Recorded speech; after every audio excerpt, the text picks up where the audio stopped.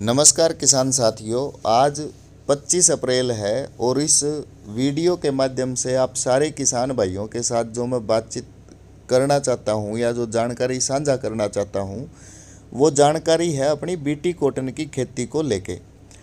अभी तक अगर मौजूदा देखा जाए तो मोटा मोटा जितने भी पर्सनली, जैसे मैं भी गांव में घूमता रहता हूं, अलग अलग एरिया के अंदर विजिट करता रहता हूं, तो जितने भी गांव के किसानों से मिलते हैं या उनसे बातचीत होती है तो सामने से मोटा मोटा निकल के ये आ रहा है कि करीब करीब हरियाणा के अंदर अब की बार 30% से लेके और करीब करीब 40% तक का जो एरिया है बीटी कॉटन का वो शिफ्ट हो सकता है किसी दूसरी क्रॉप के अंदर। और जो अपने किसान साथी हैं वो दूसरी क्रॉप के मामले में जो सोच रहे हैं उसमें मतलब अपनी धान की जो खेती है वो भी एक अच्छा सोर्स अब की बार किसान भाइयों के लिए बन सकता है, जिनके पास भी पानी के पर्याप्त साधन है, नो डाउट, क्योंकि अब की बार वैसे भी मौसम बारिश वाला रहने वाला है। और उसके साथ साथ कई जो किसान साथी हैं वो मूंगफली की जो खेती है उसके बारे में भी मतलब सोच रहे हैं। तो वैसे तो अगर देखा जाए तो क्रॉप रोटेशन जो है वो एक बहुत अच्छी चीज़ है। ऐसा कुछ नहीं है कि आप अगर एक ही क्रॉप के पीछे अगर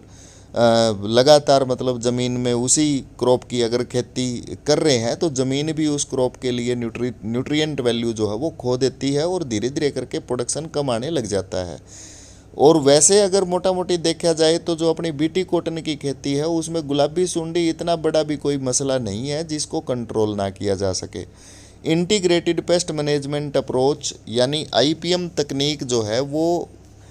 इस्तेमाल करके और जो आईएनएम तकनीक है वो इस्तेमाल करके आप अपनी बीटी कॉटन की जो खेती है उसके अंदर अच्छी जो पैदावार है वो टारगेट कर सकते हैं। आईपीएम तकनीक और आईएनएम तकनीक कोई नई तकनीक नहीं है किसान भाइयों, ये अपनी जितनी भी अलग अलग यूनिवर्सिटीज़ की पैकेज एंड प्रैक्टिस है उन सभी पैकेज एंड प्रैक्टिस के अंदर हर फसल के लिए आईपीएम और आईएनएम जो तकनीक है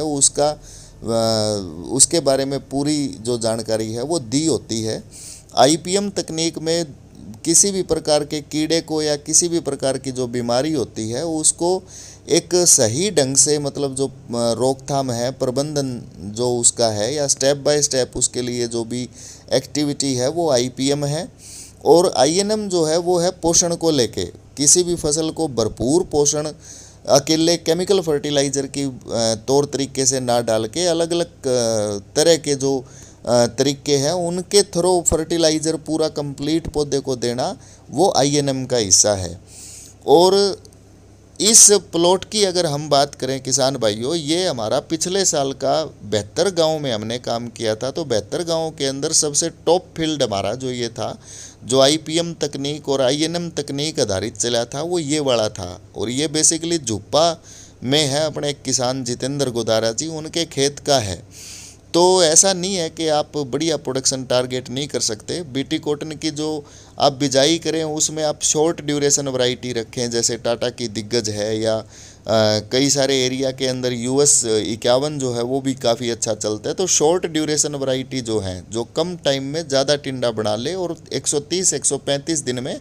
अपनी जो क्रॉप साइकिल है वो कंप्लीट कर ले, ऐसी वैरायटीज़ का आप सिलेक्शन करें तो वो भी एक किस्म का आईपीएम तकनीक ही है। और बीटी कॉटन की खेती में बेसल खाद का पूरा ध्यान रखें। बेसल खाद बीटी कॉटन की जो खेती है उसके लिए बहुत ही बड़ा रोल प्ले करती है और इस चीज़ के बारे में बेसल का खास करके जो खाद है उसके बारे में जल्द अपडेट यूट्यूब के ऊपर देंगे।